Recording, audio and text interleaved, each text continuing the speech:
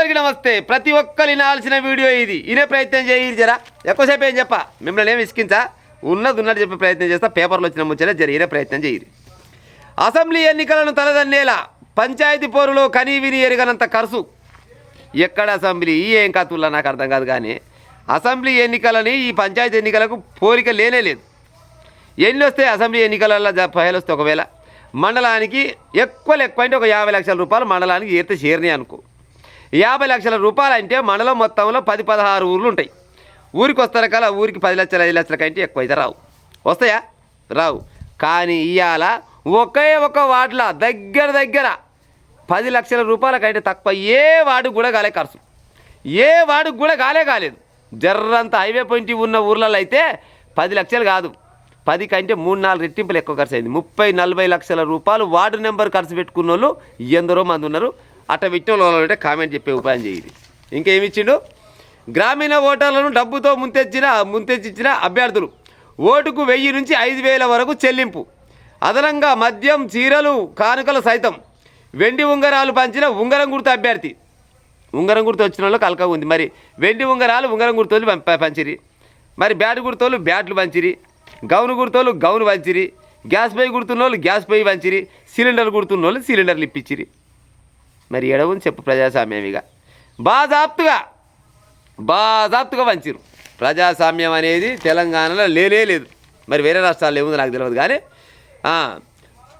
ఓటుకు 30,000 దాకా పంపినట్ట. ఒక్క ఓటుకు 30,000 రూపాయలు పంపిణీ చేసిరంటే ఏ వార్డులో చూసుకున్నా కానీ 300 ఓట్లు పెట్టుకోరి. 300 ఓట్లు ఇంటూ 30,000 పెట్టుకోరి. మరి ఎన్ని అవుతుండొచ్చు? ఇక ఒక్క ఓటుకు 30,000 రూపాయల. ఇంట్లో 5 ఉంటే 5 15,50,000 రూపాయలు. మరి ఒక్క అభ్యర్థి 150,000 ఇస్తే మరి 4 అభ్యర్థులు ఉంటారు. మరి 4 అభ్యర్థులు 4,50,000 రూపాయల లెక్కన వంచవలసిందేగా లెక్క. చూడూరి కథ. 30,000 రూపాయలంట. హైదరాబాద్ శివార్లో శంకరపల్లి మండలంలో ఓటుకు 55,000. అగ చూడు, నా వల్ల కాదిగా. ఓటుకు 55,000 అంట. ఓటుకు 55,000 అంటే ఎవరి వల్ల నైతుండొస్తున్నాయి. ఇక రేపటి నాడు గట్టినే ఎవరన్నా ఊరి మీద ప్రేమతోటో ప్రజల మీద ప్రేమతోటి సేవ చేయాలని ఆలోచన కనుగోలు వాళ్ళన్నా ఉంటే వాళ్ళని దేకుతుండొచ్చునా. కనీసం గిట్ల పయలించుకుంటూ పోతే బలపరిచిన అభ్యర్థి కూడా ఎవడన్నా గట్టి ఉంటాడు కదా, బలపరిచినోడు కూడా ఓటేసే కాలం లేదు. బిల్లు పన్ను గట్టిన 1500 రూపాయలు ఇల్లు పన్ను కట్టినాక ఆయన సూచించిన వ్యక్తి ఒకరు ఉంటారు కదా, సంతకం పెడితే అందుకు గాడు కూడా వేయకుండొచ్చు నాకు తెలిసి. ఒకవేళ దరిద్రం బాగాలేక ఆయన ఓటు అదే వాటిలో లేదనుకో, ఆయన ఓటు కూడా ఆయన పడదు. సున్నా ఓట్లు వేసినా కానీ ఆశ్చర్యం ఏమీ లేదు.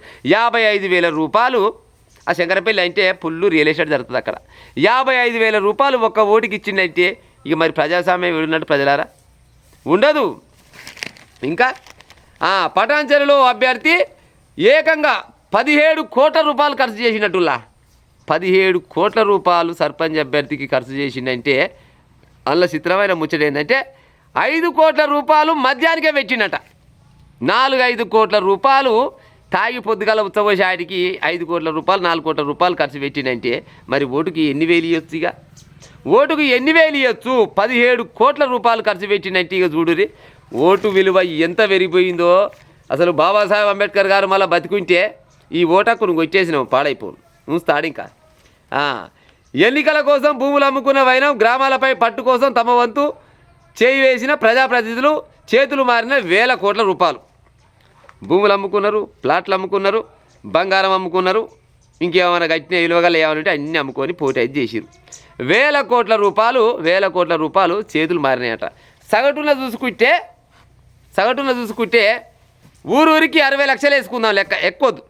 దాదాపుగా 2-3 కోట్లు పెట్టిన వాళ్ళు కూడా ఉన్నారు. మామూలుగా ఈ 17 కోట్లు పెట్టినా అంతటా పెట్టకూడదు. కానీ ఈ పటాన్చెరు దగ్గర అయితే పెట్టింది. కానీ ఇప్పుడు 60 లక్షలు 70 లక్షలు వేసుకున్నా కానీ 12,000 గ్రామాలు తెలంగాణ మొత్తంలో 12,000 గ్రామాలు ఇంటూ 60-70 లక్షలు వేసుకొని చూడు జర లెక్క పాడైపోను మొత్తం నింతున్న చీడి నుంచి ఆడదాకా.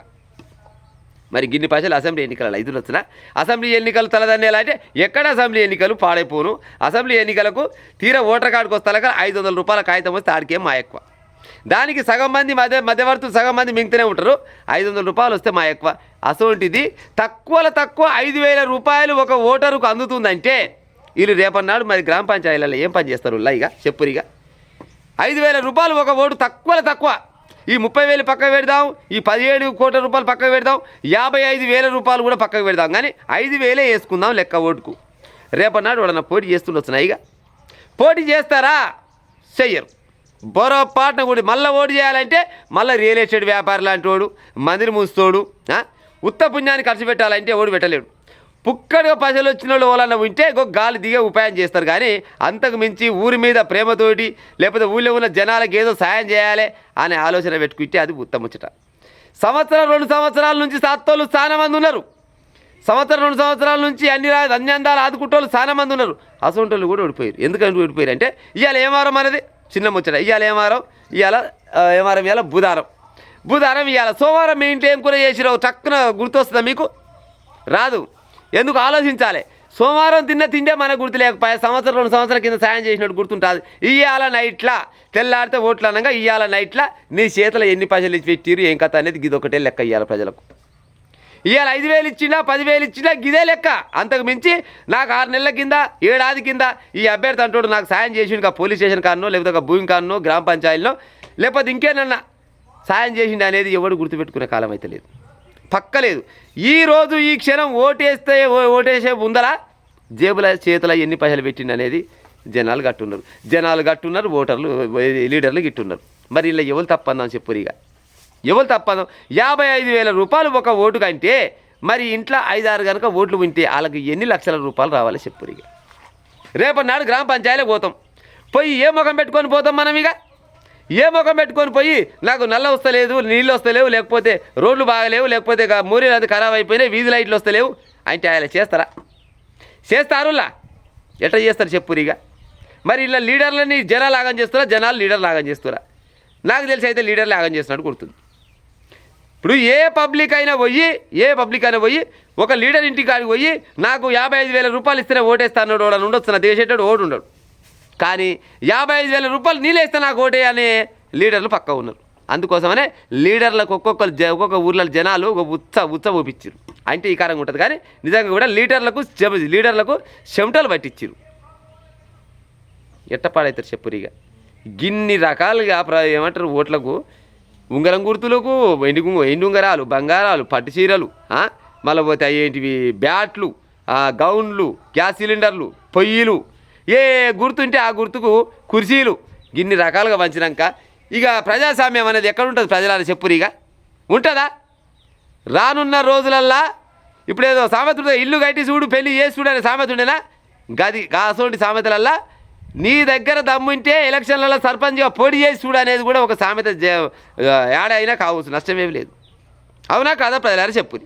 మీ ఊర్లలో కూడా గిసోటి పరిస్థితి చాలా ఊర్లలో సర్పంచ్ అభ్యర్థులు చచ్చిపోయిరులా ఈ అప్పు పాడైపోయిన అప్పులు చేసి గింతగానం వచ్చిందంటే మరి ఓటు విలువ మామూలుగా పెరగలేదు చూడు. ఇక ఓటు విలువ తక్కువ 5,000 రూపాయలంట.